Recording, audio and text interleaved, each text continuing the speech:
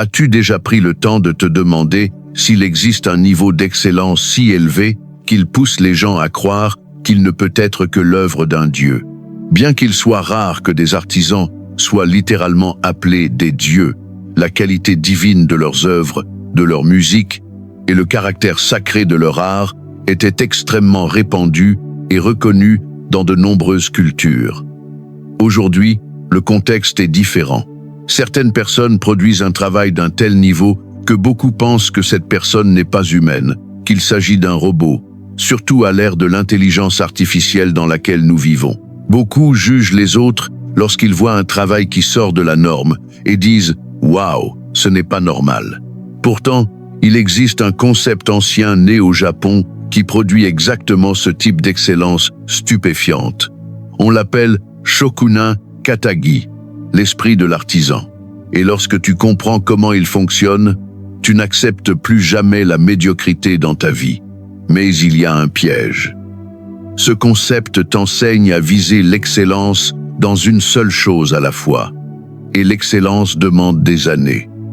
Ne crois pas que tu atteindras l'excellence en quelques jours ou quelques mois. C'est un chemin ardu, rempli de douleurs et de sacrifices, mais qui en vaut la peine au final. Mais avant de commencer, je t'invite à t'abonner à la chaîne et à laisser un commentaire ci-dessous. Dans quel domaine de ta vie veux-tu atteindre l'excellence? Le travail, les études, l'entraînement? Commente ci-dessous. Et très bientôt, j'aurai des nouvelles pour ceux qui me suivent et apprécient mes vidéos. Reste à l'écoute. Maintenant, revenons à la vidéo. Chapitre 1. Le garçon orphelin. Intérieur du Japon. Période féodale. Un petit village entouré de montagnes. Dans ce village se trouvait un atelier de forge. Et dans cet atelier, un garçon de 16 ans fixait une enclume froide. Son nom n'a pas d'importance. Il n'est jamais devenu célèbre. Mais ce qu'il a fait résonne depuis des siècles. 3 semaines plus tôt, son père était mort. Une fièvre rapide, aucun temps pour transmettre à son fils les secrets transmis de génération en génération. Les secrets pour transformer un métal ordinaire en katanas parfait. Le garçon avait 3 frères et sœurs plus jeunes, une mère malade, pas d'argent, pas de nourriture, et un atelier vide qui ne produisait plus d'épées depuis des semaines. Il avait 2 choix, fermer l'atelier, vendre les outils, prendre n'importe quel travail, ou tenter de poursuivre l'héritage seul, sans maître, sans expérience, sans même savoir par où commencer. La plupart des gens auraient choisi la solution facile. Mais ce garçon portait en lui quelque chose de différent, quelque chose qu'il ne comprenait pas encore, quelque chose que les Japonais appellent Shokunin Katagi. Une nuit, en fouillant l'atelier, il trouva une boîte cachée contenant des parchemins jaunis, l'écriture de son père. Des techniques anciennes de forge écrites à la main, des dessins, des températures, des angles de frappe, des temps de refroidissement. Il prit le premier rouleau et commença à lire. Il n'en comprenait pas la moitié. Les instructions étaient complexes, pleines de termes techniques que son père n'avait jamais expliqués. Mais il y avait quelque chose, une possibilité, une chance. Cette nuit-là, il prit une décision qui allait tout changer. Il n'allait pas simplement essayer de fabriquer des épées, il allait devenir forgeron. La différence semble faible, mais elle est immense. Essayer est réversible, être est irréversible. Il écrivit sur le parchemin de son père « Je suis forgeron, je forgerai des katanas parfaits, j'honorerai cette lignée ». Il signa et plaça le rouleau sur l'autel familial. Ce n'était pas une promesse, c'était une déclaration d'identité. Et dans la culture japonaise de l'époque, rompre cela signifiait le déshonneur. Un anthropologue de l'université de Kyoto, qui étudie la culture samouraï depuis des années, explique « Dans le Japon féodal, ta parole n'était pas seulement ta réputation, c'était ton existence. Un homme qui brisait sa parole cessait d'exister socialement. Cette pression culturelle créait un engagement indestructible. Le lendemain, à 4 heures du matin, il alluma le four. Il saisit une barre de métal. Il commença. La première épée fut un désastre total. le métal se fissura, le tranchant se déforma. Des heures de travail perdues. Deuxième tentative, pire encore. La lame se brisa en deux lors de la trempe. Troisième, quatrième, cinquième tentative. Toutes échouèrent pendant une semaine entière. Pas une seule épée vendable. La famille mangeait uniquement du riz et parfois un poisson qui l'attrapait. C'est là que beaucoup auraient abandonné. C'est là que toute personne ordinaire aurait regardé la situation et pensé « Ça ne marchera pas. Je n'ai pas le talent, je ferais mieux de chercher une autre voie. » Mais le garçon ne pensait pas ainsi, parce qu'il avait compris quelque chose de fondamental à propos du Shokunin Katagi que la plupart des gens ne comprennent jamais. Il ne s'agissait pas de réussir rapidement. Il s'agissait de se soucier profondément de chaque tentative. Chapitre 2. La naissance de l'esprit. Il cessa d'essayer de fabriquer des épées rapidement. Il commença à étudier chaque échec comme un puzzle. Pourquoi le métal s'était-il fissuré? Mauvaise température. Il le nota. Il testa différentes températures. Il observa la couleur du métal chauffé. Rouge clair, rouge foncé, orange, jaune. Chaque couleur avait un sens. Pourquoi la lame était-elle tordue? L'angle du marteau. Il s'entraîna à frapper dans l'air 1000 fois avant de toucher le métal à nouveau. Il observa le poids du marteau, la rotation du poignet, l'alignement de l'épaule. Il commença à se lever à 3 heures du matin. Pas parce que quelqu'un le lui demandait, mais parce qu'il ne dormait plus, en pensant à ce qu'il avait mal fait la veille. Les voisins entendaient l'enclume résonner avant le lever du soleil. Chaque jour, sans exception, pluie, froid, maladie, l'enclume sonnait. Les gens commencèrent à parler. Ce gamin est devenu fou, il devrait accepter qu'il n'a pas le don de son père. Parfait. Chaque remarque devenait du carburant. 6e semaine. Il testait une technique de refroidissement pour la 100e fois, plongeant le métal chaud dans l'eau froide pour durcir la lame. Mais à chaque fois, la lame se fissurait. Les rouleaux disaient « plonge quand le métal a la couleur du soleil couchant ». Mais qu'est-ce que cela signifiait exactement? Orange, rouge, jaune clair, rouge clair. Il passa 3 jours entiers à chauffer le métal et à observer les couleurs. Il ne forgeait pas d'épée. Il observait, il étudiait, il ressentait. Et le 4e jour, cela arriva. Il le vit. Pas avec ses yeux, mais avec quelque chose de plus profond. Il sentit l'instant exact. Ce n'était pas une question de suivre des instructions. C'était une connexion avec la matière. Il plongea le métal dans l'eau. Le son était différent. La vapeur montait autrement. Et lorsqu'il le retira, la lame était parfaite. Sans fissure, lisse, solide. Il venait de découvrir le premier secret du Shokunin Katagi. Tu ne maîtrises pas la technique, tu deviens un avec elle. Mais c'est ici que commence la partie dont personne ne parle. La partie inquiétante. Parce qu'une épée parfaite ne suffisait pas. Il devait fabriquer des épées parfaites à chaque fois, chaque jour, sans exception. Et cela exigeait quelque chose que peu de gens acceptent de donner. À partir de cette épée, il créa un rituel. Pas une habitude, un rituel. Chaque jour, à 3h30 précises, il se levait, sans négociation. Fatigue, maladie ou froid, cela n'avait aucune importance. L'heure était sacrée. Première chose, il nettoyait l'atelier. Chaque outil à sa place, chaque coin balayé. Pourquoi? Parce qu'un espace chaotique crée un travail chaotique. Un espace sacré crée un travail sacré. Deuxième chose, il allumait le four avec toujours la même quantité de charbon, toujours selon le même schéma. La variation crée l'imprévisibilité, et l'imprévisibilité est l'ennemi de la perfection. Troisième chose, il passait 30 minutes à regarder le feu, à méditer sur le travail du jour, à relier son esprit à ce qui allait venir. Ce n'est qu'après cela qu'il touchait le métal. Les gens pensaient qu'il était fou. Pourquoi passer autant de temps à se préparer? Tu pourrais produire plus d'épées, gagner plus d'argent. Mais il comprenait ce qu'il ne comprenait pas. La vitesse est l'ennemi de l'excellence. La quantité est l'ennemi de la qualité. Il ne cherchait pas à produire beaucoup d'épées. Il cherchait à forger chaque épée comme si c'était la dernière qu'il ferait.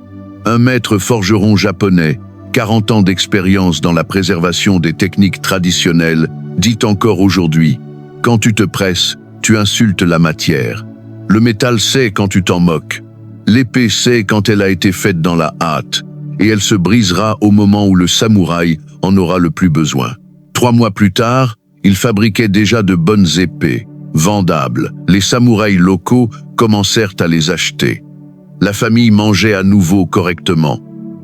Et c'est là que beaucoup s'arrêtent. C'est suffisant. Ça fonctionne. Pourquoi faire plus? Mais le garçon ne s'arrêta pas. Quelque chose brûlait en lui et refusait le suffisant. Il commença à remarquer des détails que personne d'autre ne voyait. La courbure exacte de la lame, le motif de l'acier plié, l'équilibre parfait entre le poids et la maniabilité, la finition de la poignée. Chaque épée ne prenait plus des jours mais des semaines. Il testait, ajustait, testait encore. Un samouraï se plaignit un jour. « Pourquoi est-ce si long? Le forgeron du village voisin le fait en 3 jours. » Sa réponse fut simple. « Alors achète chez lui. Mais quand son épée se brisera au combat et que tu mourras, ne viens pas te plaindre à moi. » Le samouraï acheta l'épée et n'acheta plus jamais chez un autre forgeron. Il est important d'expliquer quelque chose ici. La quête de l'excellence ne signifie pas négliger ta santé, ta famille et ce qui compte pour toi.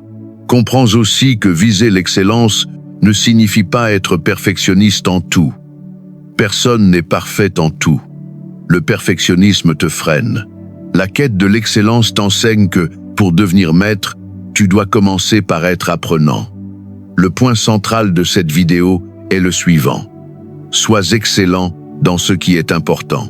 Sois excellent dans ton ikigai. Chapitre 3. La transformation complète. 1 an et demi plus tard, un samouraï important arriva au village. Pas n'importe lequel. Un commandant. Un homme qui avait vu des centaines d'épées. Un homme dont la vie dépendait de la qualité d'une lame. Il avait entendu parler du jeune forgeron, mais il doutait. Un garçon autodidacte, impossible qu'il soit aussi bon qu'on le dit. Il entra dans l'atelier sans prévenir, à 4 heures du matin, et vit quelque chose qui le choqua. Le garçon polissait une lame. Pas la partie visible, la partie intérieure du montage, la partie que personne ne verrait jamais. Et il la polissait comme si c'était la partie la plus importante de l'épée. Le commandant demanda « Pourquoi perds-tu du temps à polir une partie que personne ne verra ?» Junafie, la réponse du garçon définit le shokunin katagi. « Parce que moi, je la vois. Et si je sais qu'elle est imparfaite, je ne peux pas livrer. Peu importe que tu la vois ou non. Moi, je le sais. » Le commandant se tut. Puis il sourit. « Je veux que tu forges mon épée, et je ne veux rien de précipité. Fais-le correctement. 3 mois. » C'est le temps qu'il lui fallut pour forger cette épée. Il ne travaillait pas. Il façonnait une extension de l'âme du commandant. Chaque coup de marteau était une méditation. Chaque courbure de l'acier, une prière. Chaque polissage, un acte d'amour. Lorsque l'épée fut terminée, elle n'était pas seulement fonctionnelle. C'était une œuvre d'art. L'équilibre était si parfait qu'elle semblait flotter dans la main. Le tranchant était si fin qu'il pouvait couper de la soie en plein air. Le motif de l'acier ressemblait à des vagues figées dans le temps. Le commandant tint l'épée et fut bouleversé. Il ressentit quelque chose qu'il n'avait jamais ressenti auparavant. Il sentit l'âme du forgeron, chaque heure de dévouement, chaque détail, et il dit quelque chose qui changea la vie du garçon pour toujours. « Cette épée n'est pas seulement la mienne. Cette épée, c'est toi. Et je t'emmènerai au combat avec moi. » La nouvelle se répandit rapidement. En 6 mois, des samouraïs de régions lointaines commencèrent à faire des pèlerinages vers ce village. Pas pour acheter des épées, pour commander des chefs d'œuvre. Et chacun attendait des mois. Parce que tous savaient que ce forgeron ne fabriquait pas des épées. Il créait des héritages.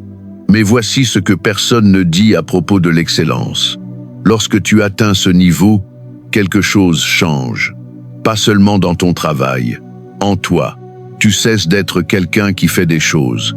Tu deviens quelqu'un qui incarne l'excellence. Ce n'est pas ce que tu fais, c'est ce que tu es. Chapitre 4. Les piliers du Shokunin Katagi. Décomposons cela. Ce n'est pas seulement une histoire inspirante. C'est un manuel pour te transformer en quelqu'un d'inébranlable. Premier principe, un engagement irréversible envers la qualité. Le forgeron ne fabriquait pas des épées suffisantes. Il fabriquait des épées parfaites, même dans les détails que personne ne verrait. La question n'était pas « quelqu'un le remarquera-t-il » La question était « est-ce juste ?» Quand tu possèdes le Shokunin Katagi, tu ne travailles pas pour impressionner. Tu travailles parce que tu ne peux pas livrer quelque chose de mauvais. La médiocrité te fait mal physiquement. Réfléchis maintenant. Combien de fois cette semaine as-tu livré quelque chose de moyen? Combien de fois as-tu pris un raccourci parce que ce n'est pas grave? Combien de fois as-tu fait 80% alors que tu pouvais faire 100%? Chaque fois que tu fais cela, tu entraînes ton esprit à accepter la médiocrité.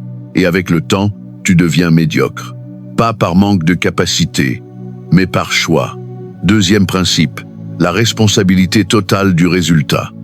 Quand une épée se brisait, le forgeron ne blâmait pas le métal. Il ne blâmait pas la météo. Il ne blâmait pas l'absence de maître. Il disait « j'ai fait une erreur et je vais la corriger ». C'est cela, la puissance. Prendre la responsabilité, c'est prendre le contrôle. Les médiocres cherchent des excuses. Les shokunins cherchent des solutions. Les médiocres disent « ce n'est pas ma faute ». Les shokunins disent « c'est ma responsabilité de corriger cela ». Voici le point clé. Plus tu prends de responsabilités, plus tu gagnes en puissance. Tu cesses de dépendre de facteurs externes. Tu dépends de toi. Un psychologue organisationnel, ayant étudié l'excellence professionnelle pendant des années, a découvert que la caractéristique numéro 1 qui sépare le top 1% dans n'importe quel domaine n'est ni le talent, ni le QI, ni la chance. C'est ce que l'on appelle le locus de contrôle interne. La conviction que les résultats dépendent de tes actions, pas de facteurs externes. Troisième principe, l'humilité éternelle. Même après être devenu le meilleur forgeron de la région, le garçon continuait d'étudier les rouleaux, de tester, de chercher le niveau suivant. Un véritable shokunin ne dit jamais « je sais déjà tout ». Plus il apprend, plus il comprend tout ce qu'il ignore. C'est libérateur. Tu n'as pas besoin d'être parfait aujourd'hui. Tu dois seulement être meilleur qu'hier. L'ego dit « je suis déjà assez bon ». Le Shokunin Katagi dit « je peux être meilleur ». L'ego te paralyse. Le shokunin te libère. Quatrième principe, le processus sacré avant le résultat. Le forgeron n'était pas obsédé par la vente d'épées. Il était obsédé par chaque coup de marteau, chaque seconde du processus. Il savait que la qualité du résultat reflète directement la qualité du processus. Avec le Shokunin Katagi, le processus n'est pas un moyen. C'est la finalité. Chaque étape est sacrée. Chaque geste compte. Et quand tu agis ainsi, les résultats arrivent naturellement. Pas parce que tu te focalises sur eux, mais parce que tu fais chaque chose avec un tel niveau d'exigence que l'exceptionnel devient inévitable. Chapitre 5. Application dans ta vie. Tu te dis peu être « d'accord, mais je ne forge pas d'épée ». Et la réponse va te surprendre. Le Shokunin Katagi s'applique à tout, absolument tout. Tu es programmeur?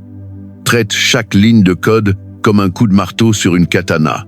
N'écris pas du code qui fonctionne seulement. Écris un code élégant, clair, parfait, même dans les parties que personne ne lira, parce que toi, tu les liras. Tu es designer? Traite chaque pixel comme quelque chose de sacré. Ne livre pas du suffisant, livre de l'art, jusque dans les détails. L'excellence réside dans les détails que personne ne remarque consciemment, mais que tout le monde ressent. Tu travailles dans le service client? Traite chaque client comme s'il était le plus important. Pas parce que ton supérieur regarde, parce que c'est juste. Le Shokunin Katagi ne concerne pas ce que tu fais. Il concerne la manière dont tu le fais. Il concerne l'attention que tu y portes. comprends aussi ceci.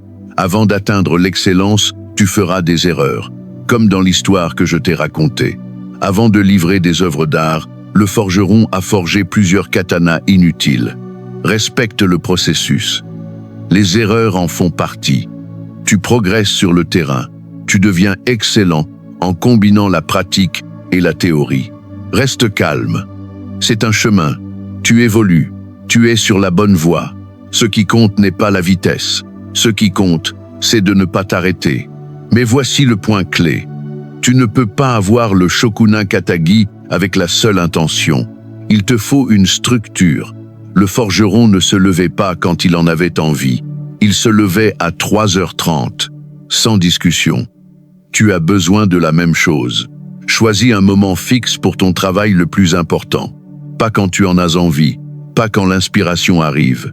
Un moment fixe, sacré, non négociable. Pourquoi? Parce que chaque négociation de ton emploi du temps consomme de l'énergie mentale. Les horaires fixes éliminent la négociation. Ils créent l'automatisme. Le forgeron avait aussi un rituel de préparation. Nettoyer, allumer, méditer. Chaque jour, identique. Tu as besoin du même principe. Avant ton travail le plus important, crée un rituel. Même simple, un café, une musique précise, 5 minutes de respiration, toujours identique. Le rituel signale à ton esprit que le moment de l'excellence est arrivé. Et voici ce qui te séparera des 99%. Le forgeron forgeait chaque jour sans exception. Malade, fatigué, découragé, l'enclume sonnait. Pourquoi? Parce qu'il savait qu'une interruption détruit l'élan. Une interruption ouvre la porte au retour de la médiocrité. Tu n'as pas besoin de donner 100% chaque jour, mais tu dois faire quelque chose chaque jour, sans interruption. Un jour épuisé, fais 20% de ton meilleur niveau, mais fais-le. Un jour de voyage, fais 30%, mais fais-le. Un jour malade, fais 10%, mais fais-le. Un chercheur en neurosciences comportementales qui étudie la formation des habitudes explique. Une constance absolue, même à intensité réduite, maintient les circuits neuronaux actifs. Une interruption de seulement 3 jours commence à dégrader le schéma neuronal. Tu ne casses pas seulement une habitude, tu démantèles littéralement la structure cérébrale que tu as construite. Si un imprévu total t'empêche vraiment de faire quoi que ce soit un jour donné, reprends simplement le lendemain, sans culpabilité. Chapitre 6. La transformation finale. 20 ans plus tard, le jeune forgeron n'était plus jeune, mais ses mains frappaient encore l'enclume chaque jour à 3h30. Il forma ses enfants, mais il ne leur enseigna pas d'abord les techniques. Il leur transmit l'esprit. Une technique sans esprit crée des objets vides. Un esprit avec la technique crée des héritages. Ses enfants apprirent. Nous ne fabriquons pas des épées. Nous créons des extensions de l'âme de ceux qui les porteront. Chaque détail compte. Chaque seconde compte. Parce que le travail ne parle pas de nous. Il parle de la personne qui en dépendra. L'atelier familial continua pendant des générations. Jamais le plus grand, jamais le plus rapide, mais toujours le meilleur. Parce que le Shokunin Katagi ne consiste pas à être le premier. Il consiste à être inatteignable. Voici ce qui se produira quand tu vivras ainsi. Les gens te trouveront étrange. Pourquoi t'en soucies-tu autant? Pourquoi ne te détends-tu pas? Pourquoi es-tu si obsessionnel? Mais tu ne fais pas cela pour eux. Tu le fais parce que tu connais le secret. L'excellence ne sert pas à impressionner. Elle sert à donner le meilleur, même quand personne ne regarde. Quand tu possèdes le véritable Shokunin Katagi, livrer quelque chose de mauvais fait mal physiquement. Pas par peur du jugement, parce que tu sais que ce n'était pas ton meilleur. Et lorsque cette transformation est complète, quelque chose d'extraordinaire se produit. Tu ne te compares plus aux autres. Tu te compares à la version d'hier de toi-même. Tu ne cherches plus la reconnaissance. Tu possèdes quelque chose de plus précieux, le respect de toi-même. Tu n'as plus besoin de motivation. Tu es devenu quelqu'un qui ne sait plus agir autrement. La question reste posée. Es-tu prêt à poursuivre ce niveau d'excellence? Le Shokunin Katagi n'est pas une astuce. Ce n'est pas une technique rapide. C'est une transformation d'identité qui demande du temps. C'est à toi de décider que la médiocrité n'est plus acceptable.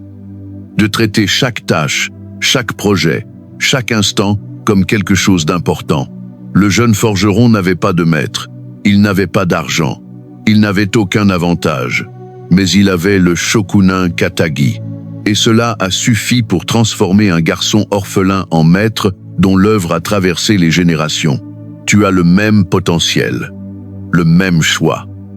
La différence tient à ceci.